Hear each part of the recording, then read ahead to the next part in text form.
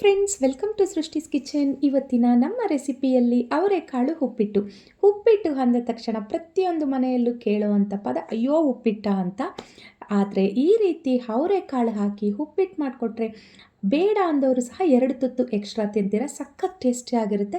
ನನಗಂತೂ ತುಂಬ ಇಷ್ಟ ಈ ಅವರೆಕಾಳು ಉಪ್ಪಿಟ್ಟು. ಹಾಗಿದ್ರೆ ತಯಾರಿ ವಿಧಾನ ನೋಡೋಣ. ಫ್ರೆಂಡ್ಸ್, ಈ ರೆಸಿಪಿನ ಮಾಡಲಿಕ್ಕೆ 1 ಕಪ್ಪಷ್ಟು ಅವರೆಕಾಳು ತೊಗೊಂಡಿದ್ದೀನಿ. ಈಗ ಇಲ್ಲಿ ನಾನು 1 ಗ್ಲಾಸಷ್ಟು ರವೆ ತೊಗೊಂಡಿದ್ದೀನಿ. ಹುರಿದಿರೋ ಅಂಥ ರವೆ ಇದು.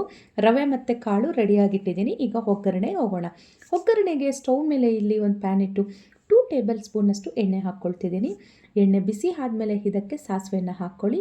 ಹಾಗೆಯೇ 1 ಸ್ಪೂನ್ ಉದ್ದಿನಬೇಳೆ, 1 ಸ್ಪೂನ್ ಕಡಲೆಬೇಳೆಯನ್ನು ಹಾಕಿ ಇದನ್ನು ಎಣ್ಣೆಯಲ್ಲಿ ಚೆನ್ನಾಗಿ ಫ್ರೈ ಮಾಡ್ಕೊಳ್ಳಿ.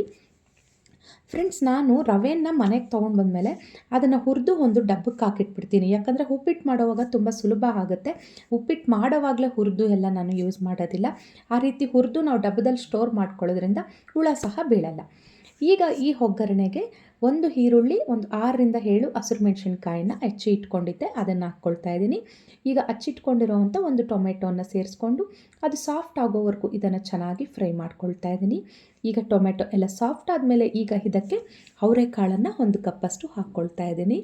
ಅವರೆಕಾಳು ಹಾಕಿದ ನಂತರ ಇದಕ್ಕೆ ಬೀನ್ಸು ಹಾಗೆ ಕ್ಯಾರೆಟನ್ನು ಸಹ ಸಣ್ಣದಾಗಿ ಹಚ್ಚಿಟ್ಕೊಂಡಿರೋವು 1 ಕಪ್ಪಷ್ಟು ಹಾಕ್ಕೊಳ್ತಾ ಇದ್ದೀನಿ. ಒಂದು ವೇಳೆ ಬೀನ್ಸು ಕ್ಯಾರೆಟ್ ಇಲ್ಲ ಅಂದ್ರೂ ಏನೂ ತೊಂದರೆ ಇಲ್ಲ, ಅವರೆಕಾಳು ಹಾಕ್ತಿದ್ದೀವಲ್ಲ. ಹಾಗಾಗಿ ನಾನು ಮನೆಯಲ್ಲಿ ತರಕಾರಿ ಫ್ರೆಶ್ ಆಗಿರೋದಕ್ಕೆ ಹಾಕಿದ್ದೀನಿ. 2 ಸೇರಿ 1 ಕಪ್ಪಷ್ಟು ಬೀನ್ಸು ಕ್ಯಾರೆಟು ಇಷ್ಟನ್ನು ಸಹ ಎಣ್ಣೆಯಲ್ಲಿ ಚೆನ್ನಾಗಿ ಫ್ರೈ ಮಾಡಿಕೊಂಡು ಈಗ ಇದಕ್ಕೆ ರುಚಿಗೆ ತಕ್ಕಷ್ಟು ಉಪ್ಪನ್ನು ಸಹ ಹಾಕ್ಕೊಳ್ಳೋಣ. ತರಕಾರಿಗೆಲ್ಲ ಚೆನ್ನಾಗಿ ಉಪ್ಪು ಹಿಡಿಯುತ್ತೆ. ಹಾಗಾಗಿ ಉಪ್ಪು ಹಾಕಿದ್ಮೇಲೆ ಎಲ್ಲ ಒಮ್ಮೆ ಚೆನ್ನಾಗಿ ಮಿಕ್ಸ್ ಆಗೋ ಥರ ಚೆನ್ನಾಗಿ ಫ್ರೈ ಮಾಡಿಕೊಂಡು ಈಗ ಇದನ್ನು ಲಿಡ್ ಕ್ಲೋಸ್ ಮಾಡಿ ಒಂದು ಸ್ವಲ್ಪ ಕುಕ್ ಮಾಡ್ಕೊಳ್ಳೋಣ. ಲಿಡ್ ಕ್ಲೋಸ್ ಮಾಡಿ ಒಂದು 2 ನಿಮಿಷಗಳ ಕಾಲ ಸ್ಟವ್ ಕಡಿಮೆ ಉರಿಯಲ್ಲಿಟ್ಕೊಂಡು ಕುಕ್ ಮಾಡಿಕೊಂಡ್ರೆ ಚೆನ್ನಾಗಿ ಇದೆಲ್ಲ ಬೆಂದಿರುತ್ತೆ.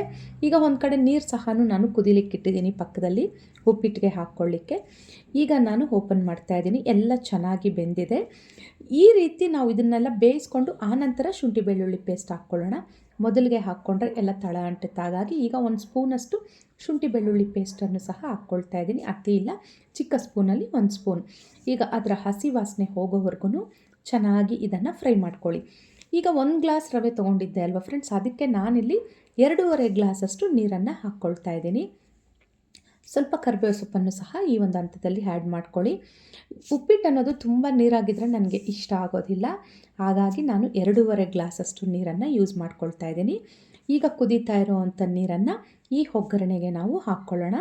ಈ ರೀತಿ ಬಿಸಿ ನೀರೇ ಹಾಕ್ಕೊಳ್ಳಿ. ಒಂದು ಕಡೆ ಕಾಯ್ಲಿಕ್ಕಿಟ್ರೆ ಅದು ಕಾಯ್ತಾ ಇರುತ್ತೆ, ಈ ಕಡೆ ಉಪ್ಪಿಟ್ಟಿದ್ದು ತಯಾರಿನೂ ನಡೀತಾ ಇರುತ್ತಲ್ವ. ಅದಕ್ಕಾಗಿ ಬಿಸಿ ನೀರನ್ನು ಹಾಕ್ಕೊಂಡು ಅದು ಈ ರೀತಿ ಚೆನ್ನಾಗಿ ಕುದಿ ಬಂದಮೇಲೆ ಒಂದು ಕೈಯಿಂದ ರವೆ ಹಾಕ್ಕೊಂಡು ಇನ್ನೊಂದು ಕೈಯಿಂದ ಕಲಿಸ್ಕೊಳ್ತಾ ಇರ್ರಿ.